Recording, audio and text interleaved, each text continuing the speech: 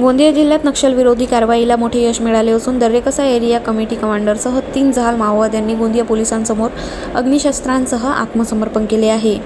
Darrekasa area committee commander Roshan उर्फ मारा area वेडजा तसेच सुभाष SCM आणि रतन SCM अशा एकूण 3 माओवाद्यांनी माओवादी गणवेशात व अग्निशस्त्रांसह गोंदिया पोलीस दलांसमोर आत्मसमर्पण केले. महाराष्ट्र शासनाने सन 2005 पासून राबवलेल्या आत्मसमर्पण योजनेचा लाभ घेऊन तसंच हिंसाचाराच्या जीवनाला कंटाळून अनेक माओवाद्यांनी मुख्य प्रवाहात परतत आहेत.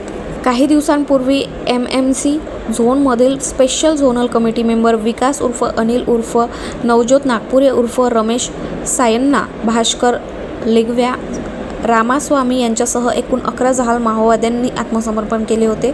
त्यानंतर दर्रेकसा एरिया कमिटीतील उर्वरित सदस्यांशी संपर्क साधून गोंदिया पोलिसांनी समुपदेशन व मनपरिवर्तनाचे प्रयत्न सुरू ठेवले. त्या प्रयत्नांना यश येत झोनमधील दर्रेकसा एरिया कमिटी कमांडरसह 3 माओवाद्यांनी आत्मसमर्पण केले असल्याची माहिती पोलिसांनी दिली. गाव माझा न्यूजकरिता राधा किसन चुटे, गोंदिया.